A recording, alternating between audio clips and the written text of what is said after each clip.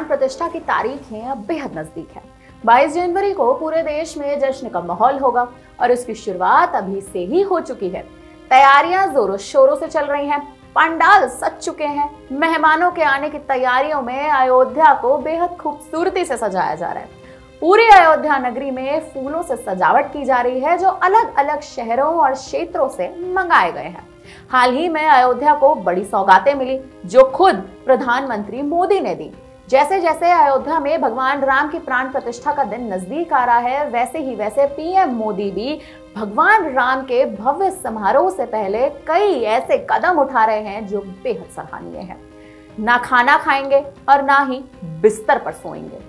जी हाँ, पीएम मोदी भगवान राम की प्राण प्रतिष्ठा से पहले कई ऐसे सख्त नियमों का पालन कर रहे हैं। हाल ही में पीएम मोदी ने 11 दिन के अनुष्ठान का ऐलान कर डाला था और अब इसी 11 दिन के अनुष्ठान के अंतर्गत पीएम ने अपने रहन सहन को एकदम बदल दिया है। क्या कहते हैं पीएम मोदी के ये सख्त नियम, आइए बताते हैं। दरअसल नियमों के अनुसार प्राण प्रतिष्ठा से करीब 3 दिन पहले पीएम मोदी अपना सामान्य बिस्तर त्याग कर देंगे। प्राण प्रतिष्ठा वाले दिन तक वे लकड़ी की चौकी पर एक आम कंबल बिछाकर सोएंगे।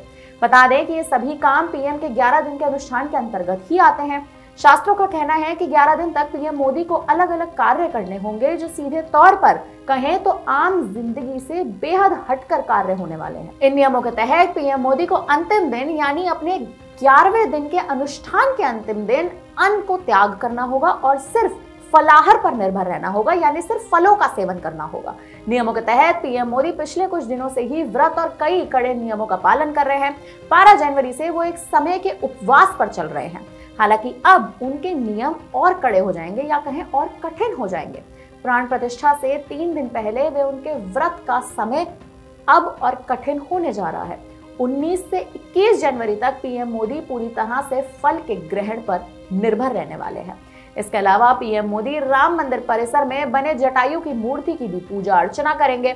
बता दें कि ये मूर्ति बेहद खास है क्योंकि इसकी स्थापना विशेष रूप से मंदिर आंदोलन में अपना जीवन त्याग कर देने वाले बलिदानियों की स्मृति में बनाई गई है। यानी उन बलिदानियों को याद करते हुए ये बनाई गई है, क्योंकि राम मंदिर आंदोलन, जैसे कि आप सब जानते हैं कि राम मंदिर आंदोलन में कई ऐसे लोग थे जिन्होंने अपना जीवन बलिदान कर दिया था, जिन्होंने अपना जीवन त्याग दिया था। तो उन्हीं के जीवन को त्यागने के बाद या कहे कि उन्हीं के जीवन का बलिदान देने के बाद ये मूर्ति उन्हीं की याद में बनाई गई है। बता दें कि इस पूजा के समय कार सेवा में शहीद हुए बलिदानियों के परिजन भी मौजूद रहेंगे। इसी दिन पीएम मोदी मंदिर निर्माण में जुटे मजदूरों के साथ संवाद भी करेंगे। प्राण प्रतिष्ठा वाले दिन पीएम मोदी पूर्ण उपवास पर रहेंगे। इस दौरान शास्त्रों के नियमों के मुताबिक वे चुनिंदा मंत्रों का सख्त जाप करेंगे। बहरहाल अब जिस तरह से पीएम मोदी इन सख्त नियमों का पालन कर रहे हैं, जिस तरह से उन्होंने अपने रहन सहन को एकदम बदल डाला है और जैसा त्याग वो भगवान राम के लिए या कहें कि भगवान राम की प्राण प्रतिष्ठा से पहले दे रहे हैं, ये बेहद सराहनीय है। फिलहाल अब इस पूरी खबर पर आपका क्या कहना है? पीएम जिस तरह से ये त्याग दे रहे हैं, अपनी आम जिंदगी को उन्होंने एकदम बदल डाला है, अब इस पर आप क्या कहेंगे? हमें कमेंट करके अपनी राय जरूर दीजिएगा। बाकी बड़ी खबरों के लिए बने रहिए हमारे साथ और देखते रहिए वीके न्यूज। धन्यवाद। वीके न्यूज, राष्ट्र के नाम।